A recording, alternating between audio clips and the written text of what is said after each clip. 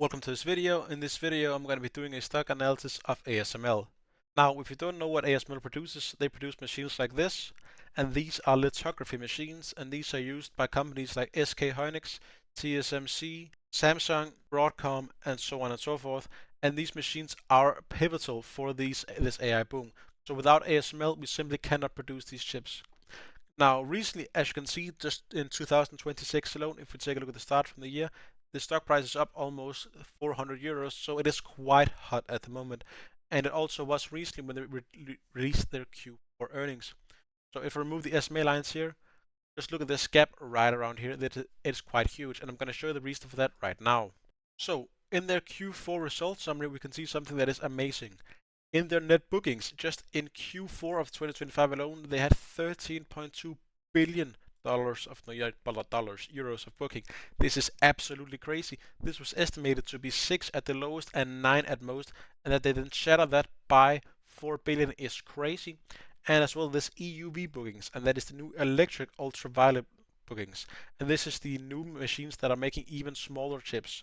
And 7.4 billion just in that alone is quite crazy, and I'm going to show you why that's quite crazy right now. So if we're back looking at the stock, and then if we take a look at how they make their money, if we look at the revenue, just see how much has increased recently. But first of all, take a look at this extreme ultraviolet lithography systems right here. In 2024 alone, that was 8.32 billion. Now in Q4 of 2025 alone, they received new orders of 7.4 billion. So this single branch is just growing like crazy right now. You might be wondering, well, where are they making this money? They're making a ton in the United States, also in Taiwan, of course, because Taiwan Semiconductor, South Korea, and China. However, ASML is not allowed to sell their newest machines to China because China is not allowed to buy them to make even better chips than the United States might would have. So there are some exceptions where China can buy them, but China is still buying quite a lot of older extreme ultraviolet machines and argon fluoride immersion systems.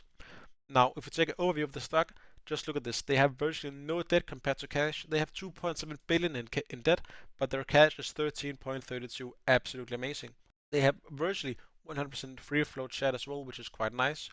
If we take a look at their PE and PS, we can see it has actually been falling since 2021 because they've simply been raking in so much more money, and their margins as well are quite amazing. We also see an amazing margin that is nearing close to 30 again, which would be quite great to see. Now they pay out dividends as well, but they don't really pay out that great dividends, and in a growth case like this, to be honest, it doesn't really matter that much. Now if I take a broader look at the stock, you can see just how well it has been performing. So if I zoom out a bit, just look from 2015 and just slowly but surely it has been increasing quite nicely.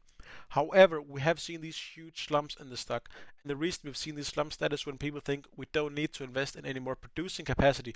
But then we see years like 2026 where the Max 7 have been out and saying we need 700 billion more in capex, which is absolutely insane. And of course, companies that produce these microchips for AI simply cannot keep up, and they need to buy their machines, and they can only buy them from one place, which has an effect on monopoly. That is ASML, which is also why the stock price has absolutely shot up. Now, the stock price currently is 1,193.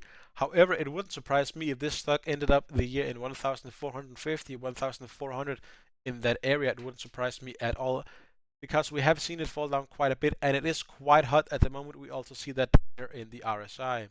So we are in the upper RSI recently, and now if you don't know what the RSI is, that is the relative strength index. So if something is above 70 right here, that's being overbought. That means the stock price is rising rapidly. However, if it is below 70 but above 50, it's just in an upwards trending channel, meaning the stock price is going upwards like this. Slowly but surely, it's going upwards like right here, and we can see that here in the RSI. If it's falling rapidly, we can see it's down here in the lower RSI sometimes, like right here. You see this spike downwards. We are in the lower RSI. This means we are being oversold in the market, but when we're just below 50 and above 30, we are simply just in the lower trending channel. Now, if we look at the seasonals for this company, we can see overall it is quite a nice company to own. So if you just take the past 10 years, the returns for ASML has been quite nice if you had the opportunity to buy this stock. Now, I do own a little bit of ASML, but to be honest, I wish I had bought some more. Now, if we look at the technicals for this company, we can see the technicals for the day are quite great. If we look at week technicals, they're also great, and month, they're still great. There are buy in every single one. In the oscillators, it is a sell, but in the moving averages, it is just a buy overall, which is absolutely amazing to see. Now, if you look at the analyst rating on this, we have a ton of analyst rating, of course, because it is such a huge company. So we have 29 strong buy, 4 buy, 6 hold, and 3 sell. So this one I think is quite unrealistic and very, very pessimistic. Now, of course, it can fall, but I don't see that happening right now, at least not within this next year. Now, it could fall, of course, in the future if this AI hub completely falls to the ground. The average is just around what I was saying as well. This 1,400, I think it's going to be a bit above that at 1,450. Now, the max one up here is 1,600. Now, it wouldn't surprise me if it hit that, to be honest, but I think it's quite optimistic. Now, if you look at their EPS, we can see their EPS is getting quite large for every single share. So it wouldn't surprise me if we see a stock split recently, and I'm going to get into that bit why. Because when companies make so much money per each share, meaning the share is usually quite expensive, as we can see here, but that also often has that effect that the volume is very, very low. So it's not a very liquid stock, meaning it's quite hard to sell and buy shares because the stock price is so expensive. So it wouldn't surprise me if in the next year or two they're going to be making a stock split for 1 to 5 or 1 to 10 if the stock price keeps going upwards. But that is at least just my speculation. Now the beta in this company is also relatively high at 1.88, meaning the stock is 88% more volatile than the average index of which it lies in. Now back to the analyst rating. Now, we can also see in the revenue, it's simply just been guiding upwards as more and more and more, meaning, of course, people are still going to need to buy some of the machines for ASML so we can keep producing great AI products. And some people have been saying we don't need to buy this many products from ASML, but what I think some people are forgetting is, of course, even in 2017, no, not 2017, 2027, 28, 29, we're still going to be producing newer chips because more and more just normal products have these chips in them. So we're always going to have a need for a company like ASML, which is why I think it is a great, great case and why I still own the stocks I have in them. If you like this video, please don't forget to leave a like and subscribe. And of course, remember this isn't financial advice. This is purely for entertainment and educational purpose. But if you want to see more videos like this, please leave the company to analyze in the comment section below.